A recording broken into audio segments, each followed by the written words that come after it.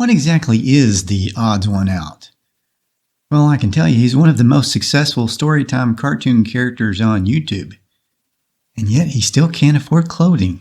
You know, if the Michelin Man had ran into the Pillsbury Doughboy in a car accident, this is what would be left. You know, I think the Stay Puft Marshmallow Man is basically Odds One Out after eating too many marshmallows and joining the Navy. It's the Stay Puft Marshmallow Man. Fun fact, did you know that the Stay Puft Marshmallow Man didn't even exist before Ghostbusters? And after all these years, I thought he was a real product sponsor. Years later, though, they did release some marshmallow bags with his appearance.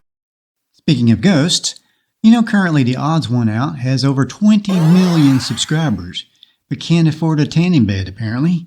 Either that or he doesn't know what the sun is. I'm just saying.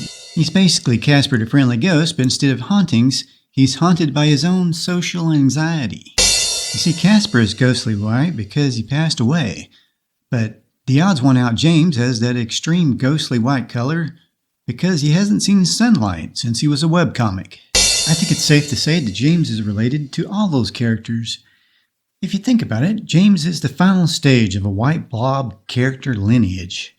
The Michelin Man is what happens when you feel really tired all the time.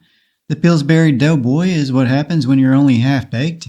And the Odds One Out is what happens when you just give up on drawing clothes altogether. But seriously, I love his storytime animation style. I mean, his stories are great. He's got the perfect cartoon-style voice going for him, too. And animation, well, it's kind of like a moving comic book slideshow kind of thing, but hey, it works. I mean, millions of people watch him doing mundane things like taking a trip to the store to order meatballs. He makes me feel like Daffy Duck trying to steal applause away from Bugs Bunny.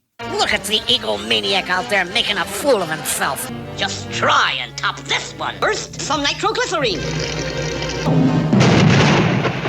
Yeah, I'm not going to do that. I'm not going to say that there's something wrong with the system, but James recently got 8 million views about a Pokemon Nuzlocke. Whatever the heck that is. I bet I can make a video on how I cured cancer and get 200 views in about 6 months. What's this supposed to be? And now I present to you the cure for cancer. Harry, swipe away, dude. He doesn't look like all the other YouTubers. You want to know what the real difference between James and the Pillsbury Doughboy is? If you poke James in the stomach instead of hee-hee, you just get a 20-minute video about how awkward middle school life was. Now, Frady Cat, you might have went just a little too far with that one. You could ruin any future collaboration deals we might have gotten. I wouldn't worry about it too much. He's never been drawn with ears. Or fingers, or a nose. Well, he does have fingers sometimes, when it's convenient. But they do look a little deformed. Wonder what happened. I don't know. Possibly a fireworks accident during a 4th of July celebration, or a bad accident at Sooubway. Remember, guys, safety first. You know, I think James was working at Sooubway when I used to eat there years ago. The service was terrible, though. I asked for extra olives, and he made a 15-minute video about how I'm the reason he has social anxiety. And he got another 50 million views out of it. Actually, I think some of those Subway videos he did got closer to 100 million views apiece. You know what? I actually like Wendy's burgers better than Sooubway any day. You know, I used to work at Wendy's. Yeah, nobody cares. Yeah, you're probably right. Yeah, Frady Cat, when I was a teenager, I was the fry guy. I got in a fight with this guy that was next to me cooking the burgers. When I think about it, that was probably a little dangerous. I could have got knocked into the oil and burned my face off or something. Oh, that's what happened. Hey, that's not funny. Well, you know, I don't think James has had a complete success with everything. That series Oddballs that ran on Netflix for 2 seasons and 20 episodes ended a little prematurely. Well, in all fairness, we're still talking about some all-time greats that only lasted 1 season, like Jabberjaw, Hong Kong Phooey, Speed Buggy. Well, the latest I heard was that he had to let 20 people go. And apparently they made only 3 videos last year. I don't know if that was part of the reason or not. He just released a new video that shows 4 other creators involved, whereas the last one had like 24.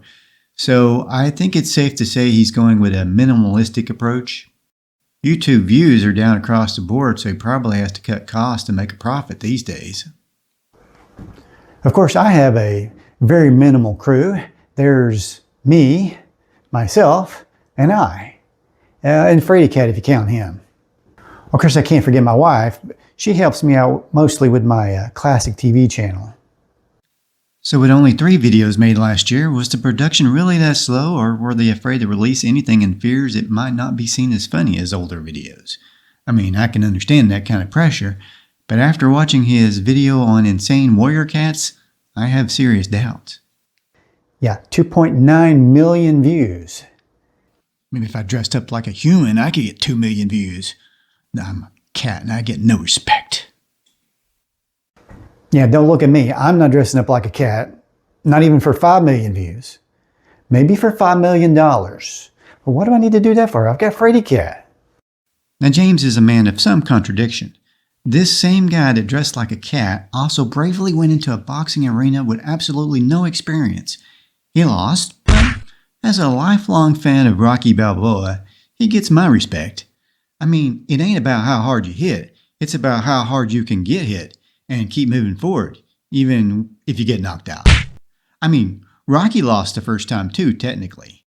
James' video on his experience got 10 million views. For 10 million views, I'd get in the ring with Ivan Drago. But I'd probably run around the ring a lot. Yeah, that would be my strategy. Run around and around and around until either I passed out from a lack of oxygen, or Drago got so dizzy he passed out. You know, Crank, I think I like his Life is Fun song, don't you?